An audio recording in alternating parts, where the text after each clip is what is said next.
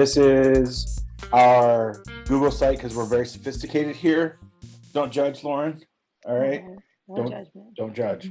All right. If you go to resources, it's Friday, and you'll see there are all of our previous artists that we have had a chance to speak with. There's Lauren's. Lauren, when yours is up, it'll be right here, and we'll be able to watch it from here. And we have a bunch of other artists that we've had a chance to hang out with, and some pretty cool talks. So feel free to go there, and there's a bunch of resources about our permanent collection, our classes, our art and design club that we're trying to start. So that is art.student.elgin.edu. So please feel free to snoop around there. And you can judge. I'll let you guys judge if you need to. But today we have graphic designer, Professor Lauren Meranda, and you're at Northeastern Illinois University. And I know you, and this is something I start off with all of them because I tend to know all the people. Like, my personal story is that we used to teach at Judson at the same time. I believe you were full time there, and I was an adjunct. And I had your students in a lot of my photo classes, and they were killer. And they always talked about how awesome you were. And so I, being who I am, I put that in the back of my head, right over here where the bald spot is. And I said, one day I'm gonna figure out a way to work with you. And lo and behold, here we are. I get a chance to actually introduce you to the ECC community, and then also them to you, and potentially maybe they're looking for transfer opportunities. Northeastern Illinois University is a good spot. But I will give you the floor. So thank you for joining us. Well, thank you so much. Yes, we did teach at Judson at the same time, and I started at Northeastern in 2019. So I'm still pretty new there, especially considering, like the state of the world since 2019, Yeah. It's been a different experience. But I am Lauren Meranda, and I am a professor of graphic design. And all that really means is that I love being a designer so much that I make it a point to share that passion with others. There really is quite a bit about design that I could go on and on and on about, right? With a cloud of names floating around what I do and what we do as designers. There's visual design, product design, UI, UX, so many different aspects, and so many pots that we have our hands in. There's photography, web, programming, typography. It seems that there may be a few things that need to be talked about, because there's this trail of smoke, and it's a wonder that any young creatives have any direction at all, because there's so much possibility. When we are expected to do all of the things, it's hard to not be having an identity crisis, even before you begin going to school for it or focusing on it. It's overwhelming. So in order to understand the present wild terrain that is the design profession, I decided to take a look back at our roots. And if I want to know who I am in all of this, I decided to start by looking back at my roots and how I got into design. So I am a first generation American born and raised in Chicago. So yes, go Bulls. This is my dad. He is an engineer. And my mom, with her fabulously bleached hair in the 80s, is a science teacher. And my sister is currently a doctor. And then there was me. I was creative, right? All around me growing up was an inclination for science, the analytical, countering my intuition like a little angel and a little devil bickering on my shoulders, battling over my allegiance. Head or heart. So in my life, they've always both been there, battling, sometimes head overpowering heart, and sometimes heart winning out over head. When I dove headlong into design in college, I faced these same barriers: rational functionalism versus expressive form, the grid was deity for like the influential Swiss designers in the 50s and 60s. Like Armin Hoffman would cringe at the flippant treatment of typography by David Carson. I mean, it's a book that can't be read. Like that's the point of it. Like sinful to these Swiss white dudes. Following the Swiss tradition, I had a formal undergraduate design education at Northern Illinois University. I don't know the state of their program now, but it was very formal. There, these were just a few of thousands of type studies we had to do, and they were all focusing on form and composition and readability, and it was very technical. Meanwhile, I was also working for the art gallery at NEIU or NIU, and they did not care or like that style. They wanted things that were engaging and exciting and different. And I was creating imagery by hand, layering prints with tracing paper, making stencils and using spray paint and playing with notions of abstract narrative through collage. So that little rebel of expressive form on my shoulder would make a few appearances in my academic work from time to time. This was my senior project from when I was in undergrad called Why Every President Sucked. And it was really an enjoyable project because I researched every president and found out why they all sucked. But I did this in 2008. So this was right on the cusp of Obama being elected president. So it was such a different time. And now when I look back at it, yeah, I have a much different feeling about this project. But it was fun to do at the time. Through projects like that one, I found that the battle between Swiss design and expressive form were not necessarily mutually exclusive. It wasn't a matter of form or function. It was a matter of context and process. So Armin Hoffman was pushing the limits of photographic form in his William Tell poster, and that typography to them was expressive. Mueller Brockman was playing with scale to incite narrative, and Wolfgang Weingart turned the Basel School into the birthplace of New Wave. So through the wrong direction. And so at that time, I felt this peace, right? I was like, okay, I can do both. I can do everything. I can be expressive and I can follow this rigid format of what is good design. So as I was, wrapping up my time at NIU, my classmates and I were let loose into the real world to go find real jobs in graphic design. But unfortunately for us, we graduated just 6 months after the stock market crash of 2008. And we were tasked to find creative jobs during the greatest recession since the Great Depression. There were no jobs. Studios and design firms and everywhere were letting people go en masse. So we just did what all little good designers do, and we attended like every single AIGA event or gallery opening, competitions, portfolio reviews, just to meet people. And I was lucky enough at one of those events to meet a wonderful woman who took pity on me, gathered a bunch of designers from her team to look at my work and give me advice. It was a wonderful experience, but they couldn't offer me a job because, again, no one was hiring. But a few months down the line, a friend of hers remembered or had a job opening, and she remembered me and kind of passed it along. And it was this curious little house museum called the Hull House Museum in Chicago. And she's like, they're hiring, you should apply. So I applied and I got the job at the Hull House Museum. And I was supposed to be designing brochures and booklets and event flyers. And I began working there just as they were facing a turning point as a museum. So while a lot of places were cutting jobs, this place was becoming vibrant. They had a very new director, and she was really pushing what this space was.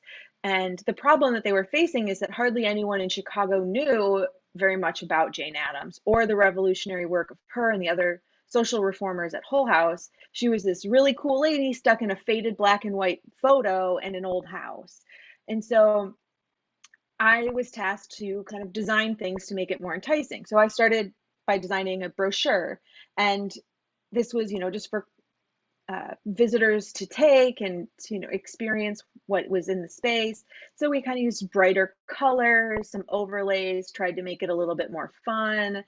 Um, I also started working with the museum educators and thought, well, maybe we could make workbooks for kids to come in there. And they developed a tour, and then I worked on an activity book for kids, and so they could explore the museum's largest artifact, which was the house itself. And so that was this one. But then in like late 2009, the museum became an international site of conscience. Um, immigration reform, public health, juvenile justice, arts education, food quality, domestic workers' rights, and many more issues of peace and justice were all topics addressed by the residents at Hull House at the turn of the 20th century. And lo and behold, they continue to be amongst the most important issues that we're grappling with as a society today. So as the museum opens its doors to be a space where important civic conversations could happen, the next thing they wanted to do was create an online space that highlighted that link between the past and the present.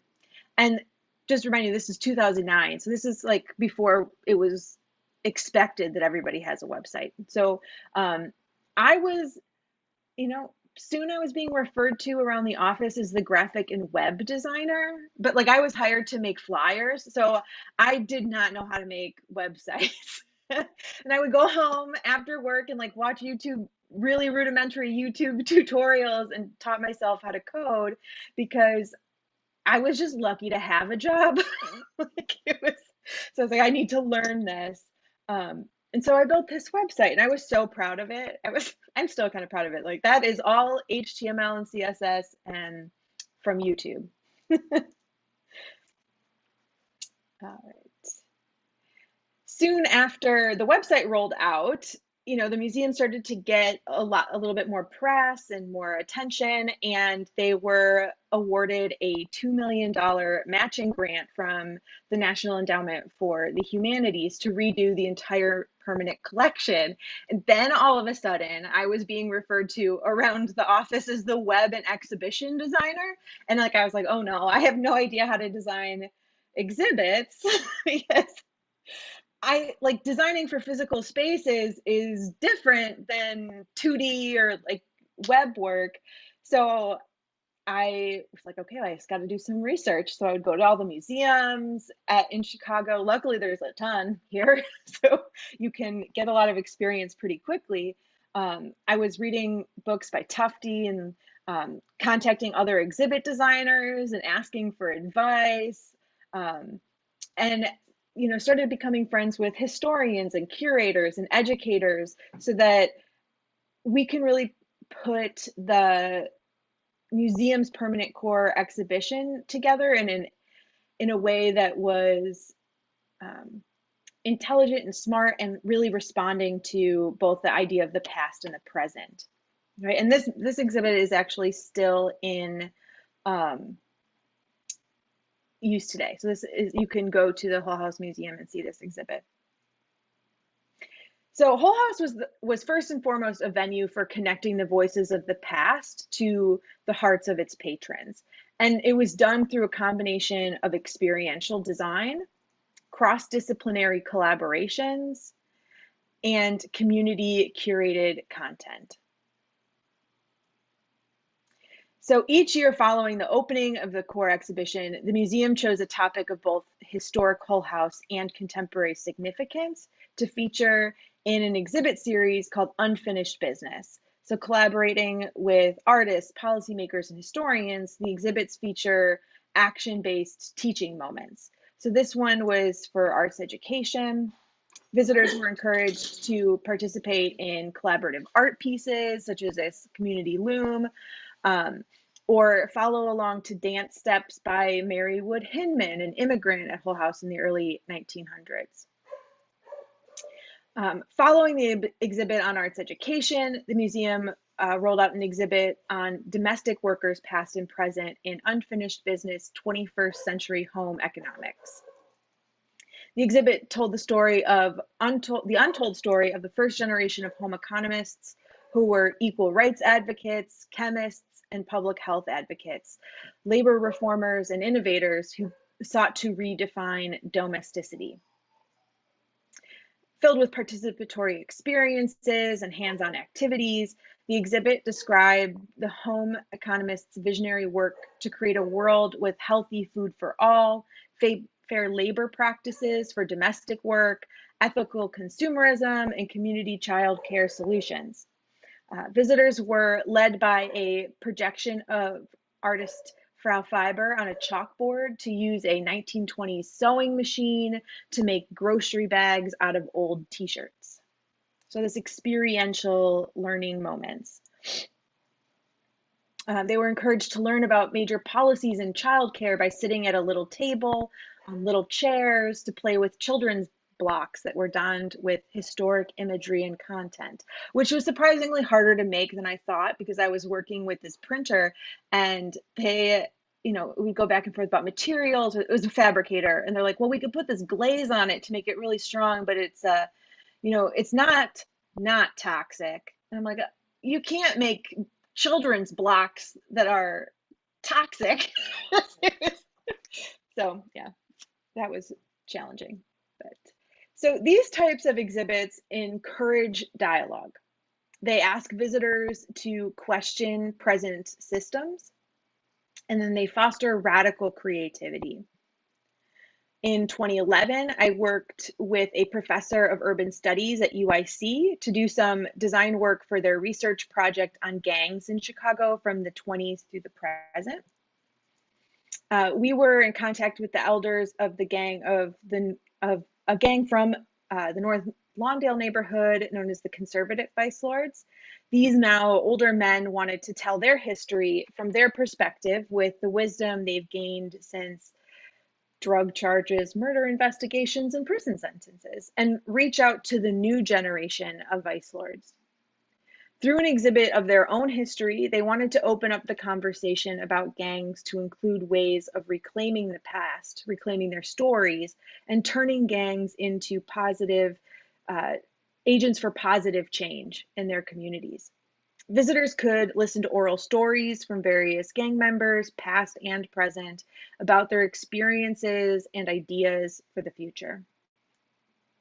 The exhibit featured striking photographs from the North Lawndale community by photographer Jason Reblando, and opened up a space where visitors could contribute their ideas to the topic, either on a chalkboard or by calling a hotline that was set up to collect audio recordings. Working at Hull House and working on the Vice Lords project taught me a lot. Specifically, they taught me how much I didn't know. I was surrounded by brilliant people and passionate people, and every day they helped me to question what I thought I knew and what I was doing and why. There was a small voice in my head that kept telling me that I needed to set aside time and energy to really grapple with those questions, like what am I doing and why? And what do I even know about it? So I decided to go back to school. Hull House is part of UIC, and the museum director at Hull House told me that they would actually cover my tuition if I was able to continue working at the museum while going to school.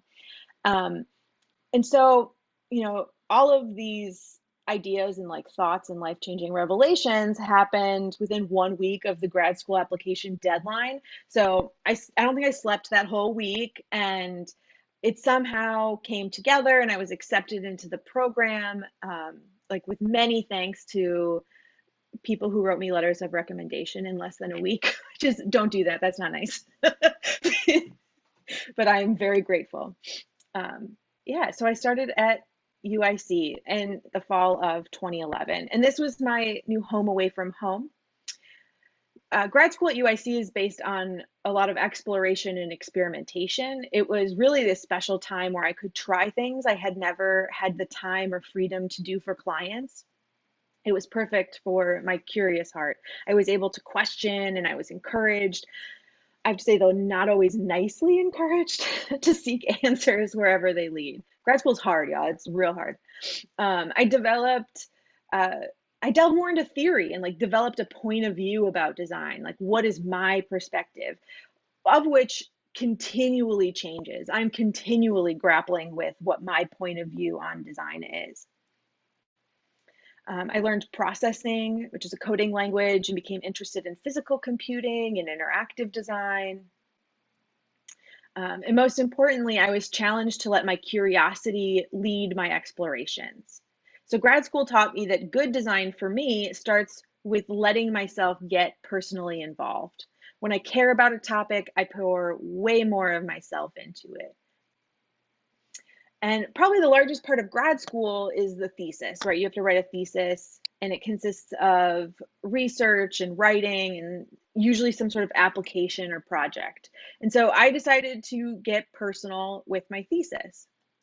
You know, it's a little test to see how that would work out. So it was around the same time that my alma mater, NIU, announced that it was reopening and renovating Cole Hall. So for anyone who's unfamiliar with the significance of that, on February 14th in 2008, a former student walked into a lecture hall in Cole and opened fire, killing 5 and wounding over 30. And they were reopening Cole Hall and memorializing the tragedy with this, right? 5 granite slabs engraved forward, together, forward, which is a together forward more than the school's fight song, in case you weren't aware. And you can kind of see the names of the 5 students who passed, really small and atrociously typeset towards the bottom of the stone. So truthfully, I'm probably more bothered by this now than I was when it was, released, but I have been talking about it for years, right? So all I knew then was that these memorials were much more significant to me. These memorials offered solace to a scared and confused campus. They brought healing to a hurting community, and they spoke to me. In the middle right, I'm the one in the green jacket. So that's me. So I found my thesis topic, design after loss. Collective negative events often invoke within an individual a desire to memorialize, whether it's in stone memorials at the National Mall, or the posters designed for the tsunami in Japan, or ghost bikes and roadside memorials filled with teddy bears and handmade cars. There is a presence of creation and creative expression following tragedies. From these examples and many more, I found the motives of memorials could be split into 2 categories: the psychology of loss and the creation of public memory, which led me to the question, who decides what we are to remember? And more importantly, who decides that which we are to forget? As designers, we have a social responsibility to respect and represent the people served by our work. So in memorials stemming from collective tragedy, design should seek to facilitate the grieving process and allow the public memory to come from those who the tragedy affects directly. How can one public story capture the entirety of a moment? This quote is from John Berger: "Never again will a single story be told as though it is the only one." So perhaps a single story should not be the only one we tell, right? I wanted to put that notion into action. So I decided to design my own memorial for the NIU shooting. I started by taking inventory and making lists. I came up with a collection of descriptive words to better understand both official and vernacular memorials. And then I compared the lists. What were the strengths of each? Where did they overlap? And then from this, a new list emerged, a list of goals, or a design brief. I set out to make a memorial representing multiple first-person narratives, of a memorial not confined to permanence of place, one that was thoughtfully designed, and most importantly, was a cathartic space for collective grieving. Next, I asked questions and performed many, many visual experiments. How can I tell many stories at once? Can I layer them as text? Can stories be pulled together in a database to generate a composite story? Can the stories be introduced over time through motion graphics? How will the stories be gathered? Um, and I just tried to be curious and continue to see what happens. So ask questions and then try it. It became really clear pretty quickly that I needed to be strategic as much as creative in this, because I started to collect more and more stories, and it became more and more difficult to be able to show all of those stories at once, right? To show the magnitude of narratives at once. I ended up collecting around over 300 stories from students. And so I put the stories into a database so that it could be archived. So it had a website where you could read through all of the stories. People can continue to add stories to it. And from that idea of this being a database, it really took form, right? On the website, you could read about each individual project, and you could even listen to some stories. And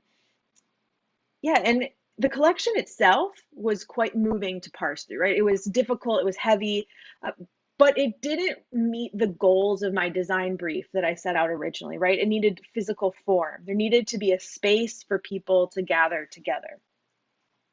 So after doing some material studies and experiments with projections, the physical memorial began to take form. It's sheer sheets stretched from wall to wall, covering a room in a shroud of stories suspended in space. The properties of projected light on sheer screens evoked a spirit of solemnity and catharsis, a safe place to face a difficult subject in which a viewer can simultaneously see the individual and the collective at work. Each story flows from an individual's memory, but it also becomes a part of ours as well. The collective begins to take a readable form, creating not only a public record, but a pulpit, shining light on greater issues of gun violence and control through the lens of human experience. For the voice of the memorial was not a curatorial voice or a historian's, rather it resounded directly from the people who experienced that day. It was ephemeral and official. It was of the past, but it was for the present. It was both head and heart. After grad school, I wanted to continue this kind of work, right? It opened up my eyes to the idea that my work can have personal significance, and I can find value in contributing through my work, right? And as a designer, doesn't mean that I have to only work for clients who are trying to sell you something. And so I met with an artist who was doing work related to arts and education with youth, teachers, artists, and residents deep inside Chicago's communities. His name is Jim Degnan, and he explores the ideas of play and pedagogy in unique and tactile ways with his initiative, Stockyard Institute. So Jim invited me to work with Stockyard Institute on many of his amazing projects, which range from print production, publications, to physical spaces. And he's really helped me grapple with the notions of transdisciplinary art practices. And working with Jim really opened my eyes to the kind of work that I wanted to be doing, working with artists and cultural institutions and civic engagement. In 2016, I started working on an ephemeral monument in Sudvarfjordur, Iceland, which is a small town on the eastern side of the island. So the town used to be a thriving fishing town with almost 1,000 residents until about 10 years ago, when a large fishing company bought the town's factory and shut it down to use their national fishing quota elsewhere. So this left most of the townspeople out of work and was devastating for the local economy. In a few years' time, the population was down to under 300 people. So I traveled there for 2 months and stayed with this beautiful woman named Una. And, I was there to just learn from the community and work with the townspeople to develop a monument for the loss of their fishing industry and their livelihood. It was a different kind of monument, right? It wasn't for the loss of life, but for the loss of a livelihood.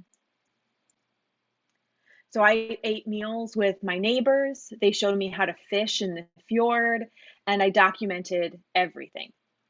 Um, After a while, I began to see the fjord or the water, which is kind of like a fjord is just an inset of the ocean in the island.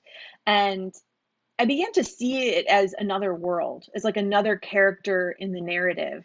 They talk about they're very mystical culture. There's a lot of talk of like fairies and things like that. And the way that the folks talked about the fjord was mystical. And I was playing around. My work had previously a lot to do with projection, and I was in Iceland in the summer, and I brought my projector, and I was not thinking, but it's 24 hours of sunlight in the summer in Iceland, so I couldn't project unless I like were to put it in a small inside, like it was just not feasible. And so I had brought my 360 camera just as to be a tourist and like take pictures. And it ended up being the thing that I used to create the monument with, because I just was so enamored by the fjord, and they were taking me fishing, and I ended up putting you can kind of see it in this picture here. I have like the camera that I put into a water bottle is that to make it waterproof, and then just went fishing with my 360 camera. And this just, I mean, it's a beautiful blue, but this is what's underneath. It was phenomenal. It was unbelievable. I had no idea how vibrant and bright everything was under the surface. And it was kind of an inspiration at that moment, because they were mourning this loss of their fishing industry, but it was also the experience of being in the fjord, right? And so I used a coding language called A-Frame to create a VR underwater experience for the townspeople. So then we brought in VR headsets and hung them from the ceiling inside the old fish factory building. And then residents of the town were able to visit and experience the underwater scenes and hopefully find peace and comfort in the beauty. And it was an experience where people could come together and remember. So that was my second attempt at a different kind of monument, one that is about the past as much as one about the present as much as it is about the past, one that is more democratic, that continues to grow and expand and move around, a different kind of monument that is ephemeral by nature and demonstrates power by making a mark in a public space. Not all cultures possess a congruous narrative of their origins. For example, the relationship among place, history, and community holds a much different ethos within the context of Romani collective memory. So the fluidity of a culture of oral storytelling creates an ever-evolving history that rejects fixed experiences of past times. The Romani possess their distinctive histories and memories because they forget and therefore continually reinvent them, not because they remember the past in a canonical or uniform sense. There is no history. It dissolves the permanent present their transience relies on. And so this phenomena is not the case for most cultures.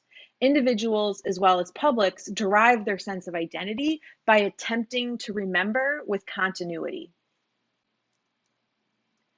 So how memories are erased, forgotten, or willed absent has become to be seen as equally important to the ways in which memories are set in place.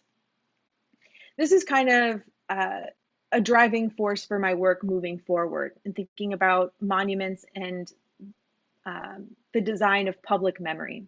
So monuments and memorials serve the function of housing and recounting public memories that are forgotten in our everyday lives. because forgetting is an important force alongside memory and history in shaping our understanding of the past. Authors or designers of public monuments are entrusted with the power to direct public memory by their curation of what is to be remembered and what is willed absent or forgotten. And this task holds great responsibility and the potential for grave ramifications. Right after I returned from Iceland, I began working with the National Public Housing Museum. Formally organized in 2007 is a cultural initiative dedicated to the belief of dedicated to advancing the belief that housing is a human right. The National Public Housing Museum was founded by current and former residents as a way to challenge the existing narrative around public housing. The existing narrative around public housing is rough at best. Growing up here in Chicago, I heard the media spread horrific and one-sided stories of blight and violence at housing complexes like Cabrini Green. We didn't get stories of community care and resilience or the full story of how we as a society have failed those in public housing. That part of the story was willed absent. And the National Public Housing Museum has been working to right that wrong and telling a more full and nuanced account. So after a long battle, NPHM, the National Public Housing Museum, acquired the last remaining building from the former Jane Addams homes at Taylor Street in Ada. And we broke ground on demo earlier in the year. There's no electricity, there's no running water, and like unless you count the water that's leaking from the roof, but I don't, right? So all of this leads to the talk of the building leads to the development of a monument series that I just completed or just, completed the first iteration of, which is a monument series for the residents of public housing. For this project, we looked at the idea of the building itself as a monument, the former Jane Addams homes and the future site of NPHM, which is just sitting there while the renovation is being worked on and planned and funded. So the building itself is a monument, but monuments can fall silent if not kept alive through ritual, public use, and or protest, right? So we wanted to activate the site through artistic intervention and bring consciousness to that which many see as unmonumental. For this monument, that being everyday life inside public housing. So all of this brings to the at-home ephemeral monuments to public housing residents. It was really important for us to just show that home, that public housing is home to many people. And home can mean many things to many different people. It's the place where you rest your head, the table where you eat family meals. It's the place where we experience both pain and joyous celebration. These memories are ordinary, everyday activities that make up life at home. So At Home is a series of projection installations which act as ephemeral monuments for the everyday lives and stories of public housing residents. The projections began in Chicago at the future site and is intended to travel around the country at other sites of significance to those who have lived in public housing. So short 3-sentence stories were gathered and collected and put into an online database. Visitors to the website can see the documentation of the project, installation, or can take a look at the collection of narratives just as text, right? The concept expanded from there. So like we put out a call for residents past and present to tell us stories about life at home. We wanted to let the residents be the voices that are telling their own stories. So we organized writing workshops and they came up with 3 to 5 sentence stories. We wanted to do more in-person activities, but March 2020 happened and there was no way that we could gather folks together for in-person workshops anymore that was safe. And we also wanted to be mindful of access to technology for anything virtual. So for many years, residents and museum workers have been collecting audio recordings of the resident stories. And so Shakira joined the monument design team, and we used some of the oral stories that she gathered from residents, and she helped us.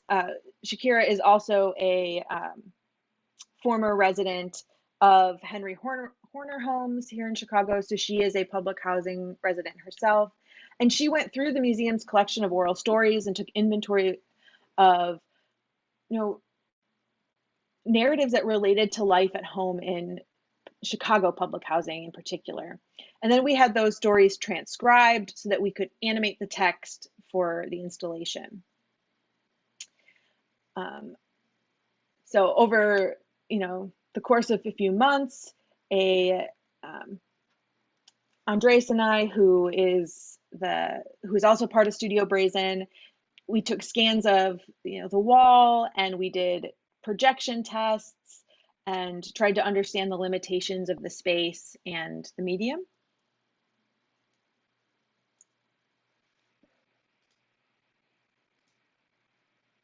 Is it switching slides yet? No. There we go. Okay. So we really had to develop an aesthetic or a design that worked within the limitations. The building had these orange windows, it had strange environmental lighting, and so we had to really work with that. So we used white text so that it could be the most contrast in the space, especially because half of the wall was a little bit brighter than the other half of the wall due to like environmental lighting. And then we used orange accents. We used orange only as accents because it was not as readable due to the contrast, but it was already very present because of the color of the windows.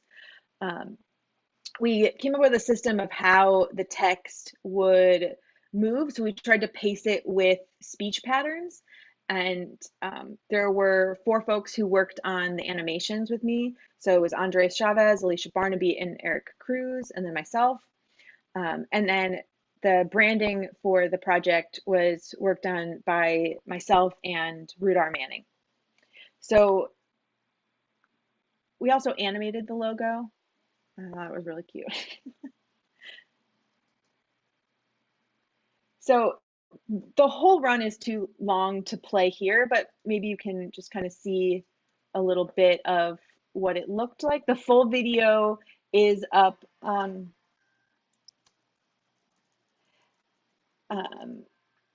it's up on the website at homemonument.org.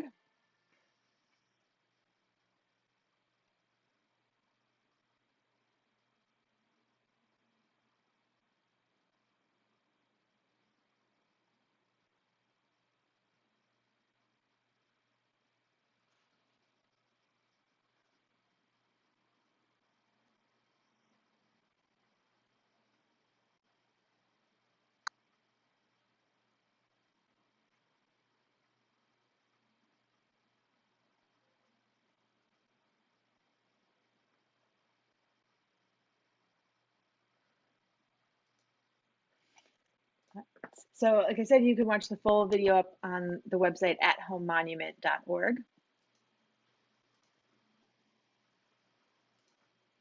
Videos are really strange. We ended up having a socially distanced private viewing of the monument for the residents whose stories were featured. And it was a really emotional time. One of the stories was from Rhoda Hatch, who is part of the Hatch family, and Reverend Hatch, who is Rhoda's brother. There's 7 siblings in that family, and Rhoda had passed away from COVID-19 just months prior to the installation. And so the whole family came and saw their sister's words on the building. And it was really like a multifaceted memorial for them, like monument for them. It was both personal for the loss of their sister and also about just like the life that they grew up in, public housing.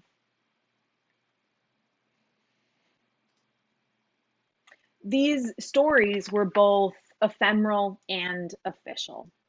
They were nodding to the past and living in the present, not just head or just heart. but a third notion, a notion that is more than either or half and half, but rather fully head and fully heart. A third notion that empowers its audience. And it does this through audience interpretation. It does the work to allow viewers the freedom to connect and empathize. It empowers us as designers to form an authentic identity. There is no better place to start building that identity than back at the beginning by building roots, how we bring up and educate future designers. So in my, I try to bring these ideas into my classes as well. So in this type 1 class at NEIU, we start from scratch. We build solid foundation in composition and typesetting and doing things like cutting up paper with X-Actos and taping it down. It's, I believe, the responsibility of an educator to teach students to be disciplined. Cutting out type and arranging compositions by hand. It's training in how to really see. But also, education must allow for freedom and expression, guiding in ways of creating narrative and emotion through form. Design education is both discipline and freedom. It's both head and heart. Design is not limited to client work, and as hopefully my portfolio shows, and classwork doesn't have to be impersonal either. So I aim to take students on a journey to find their personal voice in their work. I want them to find topics that touch their hearts and then research, analyze, and develop intelligent and creative solutions. When students choose topics that are personally important to them, whether that be issues surrounding mental health, the cultural significance of Black hair, or a family cookbook for those estranged from their families, the process is imbued with passion. So last year, a colleague of mine at NEIU and a biology professor developed a class that asks students to consider an interdisciplinary approach to design called Design in Nature, right? So reaching within ourselves, but also, connecting with the world around us. And so for this project, students created face masks using found materials in nature that convey a specific message of protection. Because in both biology and design, protection plays a role in appearances, behaviors, and signaling. So masks have a long and storied history and are a major topic at this point in time. And so we tried to explore that through different medium. So we took something that is personal to all of us right now and tried to think about that in different ways through different contexts and lenses. This project was a senior exhibition project from a student named Alicia Barnaby. Alicia's passionate about natural hair and Black beauty. And she was exploring many forms of beauty. She collected poetry and was creating artwork.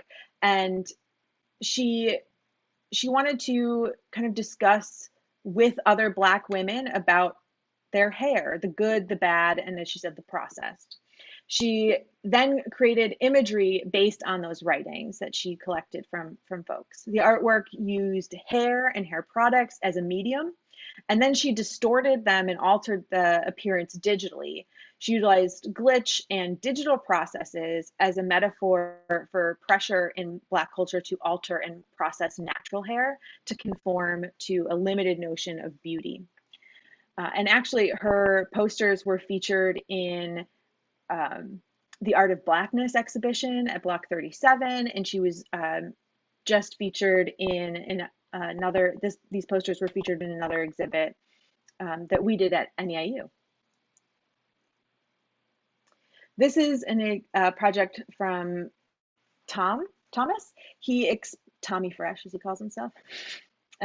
He explored the idea of chosen family in the queer community and thought about, what you are, like what one misses when they are estranged from their biological families. You know, the traditions of passing down recipes or cooking together. And so he gathered recipes and stories from folks within his chosen family and created this chosen family cookbook so that he can pass down recipes and have these types of traditions with his chosen family because he doesn't have it with his biological family. This was a semester-long project that we did over the summer with students. It was all we did for the class. It's an exhibition of Chicago designers from marginalized communities showing work from when they were students juxtaposed with work they have produced as practicing professional designers. So this class was an exhibition design class. The students curated, they designed everything, they fabricated and installed everything themselves. And the concept for this exhibit was the idea that you cannot be what you cannot see, and that the design industry has a long history of homogeny, which is discouraging for student designers from marginalized communities. NEIU is one of the most ethnically diverse universities in the nation, according to US News and World Report. And Northeastern's diversity reflects the urban environment of Chicago. However, when students research the history of design in Chicago using things like the Chicago Design Archive, they struggle to find designers that look like them. And design just has a diversity problem. Lack of representation and accessibility are keeping underrepresented students from finding a place in the profession. And we wanted to use this exhibit as a way to show and feature the work that is already being done, but also encouraging students to see what the amazing work of professionals now, what their student work looked like, to show that growth continues to happen after you graduate. It is absolutely inspiring to see how much passion students put into their projects when they care about them. They dream big and weird, and they put in hard work to make crazy ideas a reality. Without, prior knowledge, they're learning how to fabricate, they're learning how to code, they play in mediums and materials that are foreign to them but are fun and challenging. And that's what being a designer is all about, right? It's that hard work that brings us joy. What makes design unique is that it is both left and right-brained, right? Head and heart. In developing an identity as a profession is not based on what title we hold or what mediums we use, but on the foundation of being creators of visual culture and using our heads and our hearts to empower others. So where designers take a moral stand to be real people with big ideas, facilitating real healing, growth, and change. So that is what I have prepared for you all. So thank you. That was amazing. You have quickly become my art hero. The work that you're doing is amazing. If you guys have any questions, please put them in the chat. We have about 5 minutes left, but I wanted to talk about a couple of things because you're a designer. You keep saying designer. You really strike me as more in what I interpret as like a conceptual artist with a purpose in a way, I feel like there's a lot of that you have your skill set is so vast that you can come up with a solution for a lot of the creative problems that you run into. And it's just, to me, that is so amazing because you're talking about teaching yourself programming languages and then implementing VR situations. Like this is not something that you planned months ahead. It's something that you came up with while you were doing it. Is that? Yep. That is crazy. That is amazing. That's so amazing you've done that. And then your work with, the activism and the social justice work you've been doing with within design, like at NEIU, the fact that I know that campus and those students, and you are a perfect person for that area. And I really am excited to see what happens. So we have, how do you become confident in the designs that you create? And the student says they struggle with that. Oh, yeah, same. I wish I had an answer for that. I was just thinking about what you were saying, one about like how much I said design in this. And I think I said it because it's something that I am currently grappling with. Like, am I a design? Like, what is design and am I a designer? This is something I'm really thinking about. Sure. And just, I have identified for so long as a designer because that felt like the medium I was trained in. And I was like, well, that's what I know how to do. Like, my confidence came from training. Like, I Yeah. was trained by these very, like, Swiss design is very stringent. Like, it's really strict, And so I had confidence in that training. But as soon as I start kind of coming out of where I've been trained, like in learning programming languages, I am not confident at all.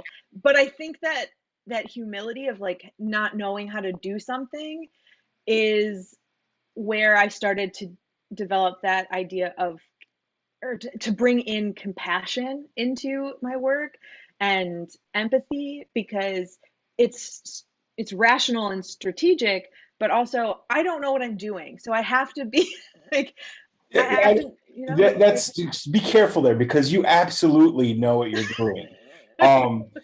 You make in the confidence thing, sure, that can go either way, but you absolutely know how to accomplish a goal, is what it seems like to me. You're very creative in that solution finding way. So you got to be careful, because you definitely know what you're doing.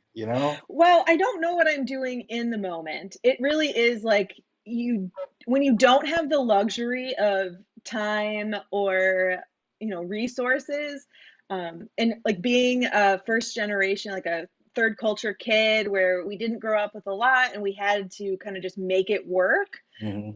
That is really how I function as a designer. I also have like raging ADHD, like really bad. So I get that hyper focus, and that really just drives, Okay, like, we no got a matter if couple other questions. One person had a question about the last three projects. What were their names of the last three projects that you had in? the student projects, I believe that's what they were asking. Yeah. we'll go back. So this was What You Can See Be, and I will, working on documentation for it. It just came down Oh, a few weeks ago, so still putting that on like my website and the NEIU website. This was Chosen, so it's a cookbook, mhm. and Curls, Curls, Curls. So, oh Yeah. yeah, this is amazing right here.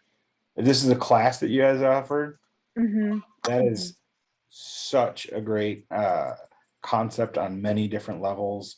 Um, all of these products you showed with the students were really great. Leading into the next, Rudy asked, do you still use your programming skills? You mentioned you're updating the website. Is that you doing this thing? Are you a web designer still? Is Yeah. that the thing? Yeah. Strangely, actually, I feel more like a web designer now than I have ever in the past, because I've been designing exhibits for a while now. Like my professional work is exhibits or monuments, right? So there are these like physical spaces where people come. But during the pandemic, all of the projects that I had lined up got canceled, like all of those physical exhibits. And so I was like, oh no, I need to pay my Yeah. I need to like pitch these things to people. So we started making I started making virtual exhibits. So I'm doing quite a few virtual exhibits right now. I could pull up because you brought it up. I did one Yeah. for Tanika Lewis Johnson and There we go. This one might take a little while because her photographs are beautiful. So I worked with this artist, Tanika Johnson, and um, this is a project that she just completed. And, this is a virtual exhibit. This has since been turned into a physical exhibit that we've opened, but we had to do something to show her work, and so created this website that is interactive and tries to show the work, and you can click on it to listen to her audio interviews with the subjects. Yeah, you guys should see definitely take a look at this site. It's beautiful, really well done, very poignant, great stuff on there. One last question, or maybe one more. Rudy will try to get you in there. But Fabiola wanted to know, because I know that she's very interested in design, but she's very concerned. Do you think the programming, coding, UI, UX is essential skill for aspiring graphic designers? I think she's worried. How crucial is it? Well, I will say that, sorry, I have to get to a better page. Okay. That it is increasingly a part of it, there are more I should say there's more opportunities in that area than there have been in the past. But if you're working in UI UX, you're not coding generally. I work with a small group of folks, and so we do things all ourselves. We're a boutique studio, like Studio Brazen's a boutique studio. I have like 3 other collaborators that I work with, and we all know how to code. Some people better than others, but only because we work as a small team. If you're working at a large studio, there'll probably be developers that work there, and so then you're just working on the visual design. So there's possibilities. She could stick to one side or potentially go programming side. Last question from Rudy. Specifically about you going the extra mile. I don't know if you could see the question there. If the pandemic hadn't happened, if it was specifically about job security, do you think you would have gone that route of the virtual exhibition kind of designing, or is that just because, frankly, that's what you do? You make stuff happen. You make stuff work with whatever situation you have, right? Yeah, I mean, I think that 2008, 2009. Sorry, Rudy. The original financial crisis. Okay. Oh, I thought it was pandemic. You know what? There's so many. So many financial crises. It's hard to pinpoint them now, isn't it? I don't know. I mean, if I could have just gotten a job right away, probably not, right? Because I mean, the goal was to get a job. But I'm glad it happened. And also that is kind of just who I am. Like more like how I was raised, I think, is that I don't know. I think a lot of first generation folks have that experience, which is just that you have to work hard. Like that is such an instilled like ethos of you have to just make it work. You have to push through. And so I think that was just ingrained in me by my upbringing. Awesome. Well, that brings us to the end. Thank you, Lauren. Thank you, everyone, for your questions. Rudy, you get extra credit. I don't know what class, or if you even teach or whatever, but you get all the extra credit. Fabiola does too. Thank you, Lauren. I really appreciate it. I don't think I ever introduced myself. I'm Juan Fernandez, Director of Art and Design at Elgin Community College. Other than that, I just like having conversations with really awesome people, and listening, Lauren, to what you've done and what you're doing is amazing. So congrats, keep on going, and thank you so much for joining us. Thank you.